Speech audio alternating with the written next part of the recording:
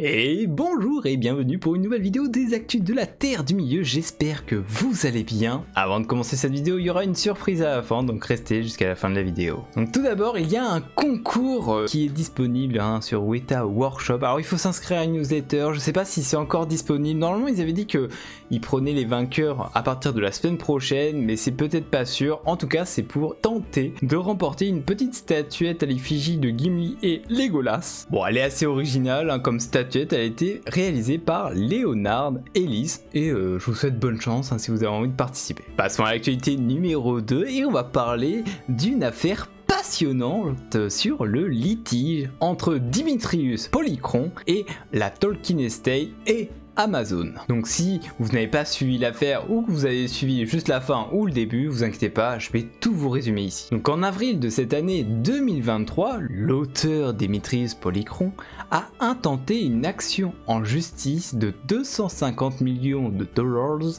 contre Amazon et Jeff Bezos, alléguant une violation présumée des droits d'auteur. Polychron, du coup, qui est l'auteur du livre The Fellowship of the King, disant qu'il affirmait que son livre a été plagié par rapport à la série des Anneaux de Pouvoir. Bon, les bases de l'affaire, Polychron y prétend avoir acquis les droits d'écrire son livre, qui est une fanfiction se déroulant au 4e âge, reprenant les écrits de Tolkien et voulant refaire plusieurs livres, je crois 6 ou 7, et il avait prétendu en 2017 avoir eu les accords, mais tout avait été rejeté car la Tolkien Estate ne lui a jamais répondu. Donc quelques jours après avoir déposé sa plainte, Polychron a modifié la page de son livre qu'il vend sur Amazon, ce qui est quand même assez drôle, se présentant d'abord comme le deuxième auteur de son livre, puis comme l'auteur principal du coup de son livre nommé The Fellowship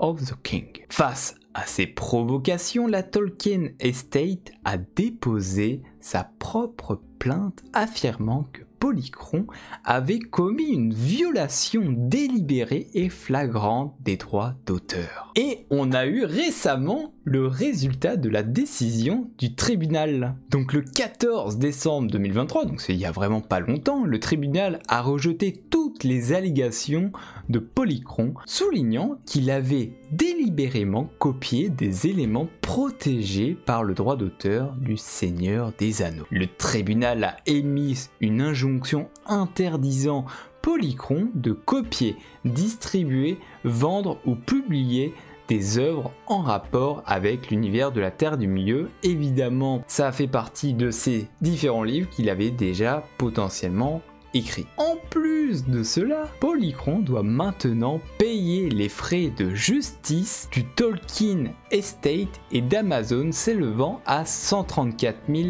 $. Alors en plus de cela, il doit évidemment détruire tout ce qu'il a créé, donc toutes les copies qu'il a envoyées, toutes les éditions numériques. Bon, évidemment, il y aura toujours un moyen de le retrouver sur internet. J'aimerais bien le lire, en vrai, ça serait drôle de savoir qu'est-ce qu'il racontait dans son livre. Et en gros, voilà, c'est ce qui conclut cette histoire. Alors vous pensez quoi? Est-ce que c'est dommage pour lui? Est-ce que c'est bien fait? Moi, mon avis sur cette affaire, c'est que le mec est vraiment pas futé parce que il vend. Il récupère les droits de la Tolkien Estate. Enfin, il prend de leurs travaux, il refait sa fanfiction, machin. Il la vend sur Amazon. Et le mec se dit, bonne idée. Je vais attaquer en justice ceux qui me permettent de vendre mon livre. Et du coup, bref, c'est terrible ce qui lui arrive, mais c'est le karma quoi, c'est clairement le karma. Sinon, prochaine actualité, on va parler d'un autre drama, et oui, encore une fois, donc il y a eu un article déposé sur actualité.com nommé l'éditeur français de Tolkien patauge en plein Mordor. Vous savez, les éditions Bourgois sont ceux qui publient en France les éditions Tolkien, et depuis 2018, eh bien c'est la merde, voilà, on va pas passer par 40 chemins, c'est clairement, ils sont en difficulté financière, des pertes depuis 2018. Donc il y a eu pas mal de changements depuis du coup la mort de Christian Bourgois, qui a donné nom à la maison d'édition et qui a été reprise par Olivier Mitterrand, qui est le cousin de François Mitterrand, donc un millionnaire qui s'est dit est-ce que j'irais pas prendre un petit truc là-bas et en faire mon business, hein. Donc pour rappel, Olivier Mitterrand, lui, il a fait plutôt fortune dans le BTP immobilier, donc un domaine totalement différent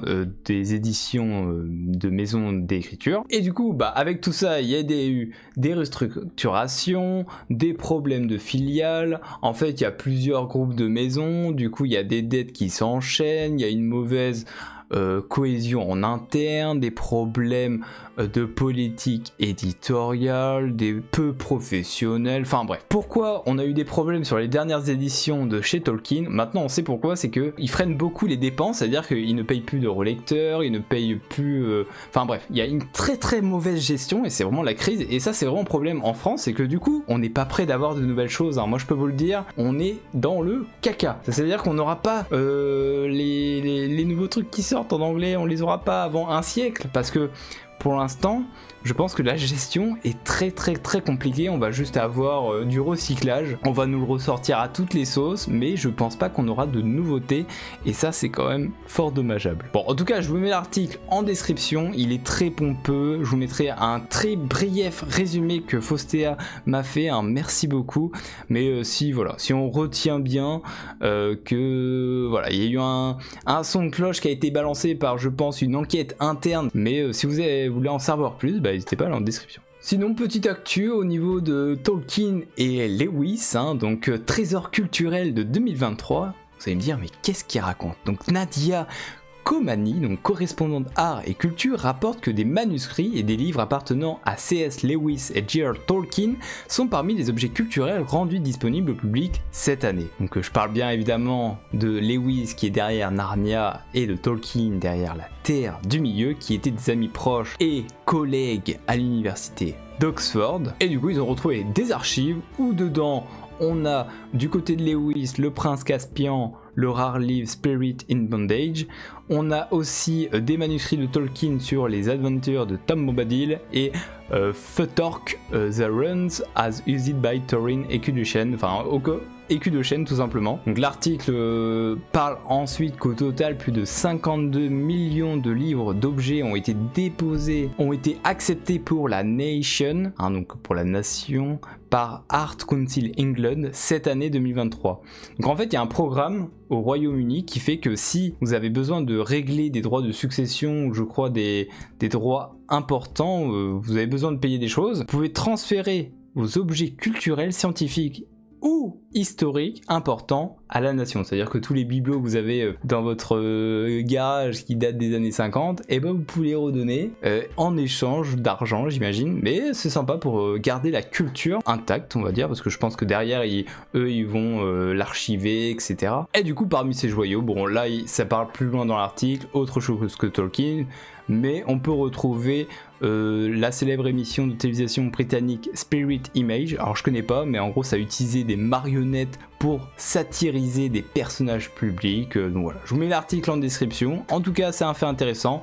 On retrouve de nouvelles choses, peut-être qu'on aura de nouvelles histoires à nous raconter autour de Tolkien plus tard. On va passer un petit peu au moment des partages. Allociné, hein, pour les 20 ans du Retour du Roi, nous a sorti une petite émission très sympathique de 57 minutes sur Seigneur des Anneaux, les VF de Frodon, Sam, Pipin et Merry réunis pour la première fois.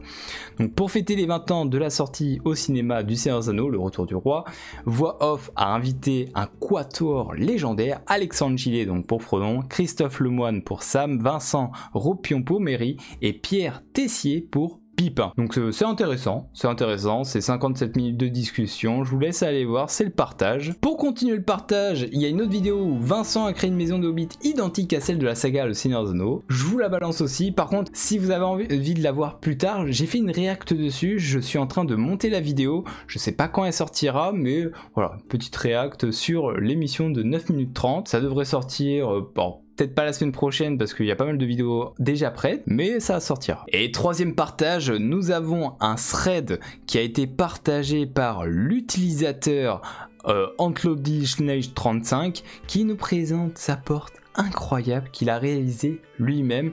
Alors ce qui est drôle, c'est qu'il explique en fait dans son thread sur Reddit comment il a créé sa porte, qui est évidemment imaginée de la porte de la Moria. Donc il y a le processus créatif, les défis du projet, les résultats finaux, je vous mettrai quelques images évidemment, mais en tout cas elle est incroyable cette porte. Sinon pour ceux qui sont intéressés au ciné-concert salle Playel à Paris près de l'Arc de Triomphe, vous avez un concert Le Seigneur des Anneaux, le Hobbit et les Anneaux de Pouvoir, donc c'est le 5 janvier. C'est un vendredi à 20 h. Vous pouvez réserver, voilà, je vous mettrai le tableau des prix si vous avez envie. Je sais pas s'il y a encore des places, mais je pense que oui. Donc si vous êtes sur Paris et vous êtes intéressé, eh bien n'hésitez pas. Et enfin, Faustéa m'avait envoyé un petit partage que évidemment je vais vous expliquer. Donc amoureux de projets musicaux passionnants autour de l'univers de la Terre du Milieu, eh bien il y a une comédie musicale qui est créée par Joseph Purdu, qui a fait un crowdfunding qui a été abouti pour avoir la nouvelle version. Alors je vais vous expliquer. Donc il s'appelle Joseph Purdu, donc il est compositeur parolier basé au Royaume-Uni. Il a travaillé sur un projet nouveau qui est nommé A Tale of Fellowship, basé sur la vie précoce de J.R. Tolkien et de ses amis. Donc c'est une version retravaillée qui est déjà disponible. Je vous mettrai le lien avec les différentes versions. Donc c'est en anglais par contre, mais il a fait une version nouvelle réécrite. Donc il demandait à peu près 2750 livres et il a eu beaucoup plus, il a eu 4035 livres, donc c'est vraiment un projet qui est réussi. Et du coup, A Tale of Fellowship raconte l'histoire vraie de 4 jeunes créatifs qui espèrent combiner leurs talents artistiques pour apporter un changement positif dans le monde. Le récit suit la vie de J.R. Tolkien après la mort soudaine de sa mère, son amitié avec 3 camarades de King Edward School et la naissance d'une fraternité artistique malgré les défis de la Première Guerre mondiale. Bon, en tout cas, vous avez le synopsis. Si vous êtes intéressé, par contre c'est en anglais, mais je vous mets le lien en description. Et bien cette vidéo est terminée, merci beaucoup de l'avoir suivi. Alors mon petit cadeau de fin d'année, voilà, c'est Le Seigneur des Anneaux, la quête d'Aragorn qui est disponible sur le site. Vous pouvez le télécharger, c'est avec l'émulateur Dolphin, c'est pour une version Wii, c'est celle de mon let's play que je fais actuellement sur YouTube. Si vous en le faire de votre côté ou jouer avec des amis, normalement c'est possible. Alors c'est possible sur le même PC évidemment. En tout cas, passez d'agréables fêtes de fin d'année. Normalement il y aura des petits lives évidemment la semaine prochaine, les actus comme d'habitude, je vais évidemment ne pas les rater. Je vous souhaite un agréable soirée, week-end, je ne sais pas quoi, mettez des commentaires, abonnez-vous, tout ça. Je vous dis à la semaine prochaine, au revoir, merci beaucoup et à bientôt.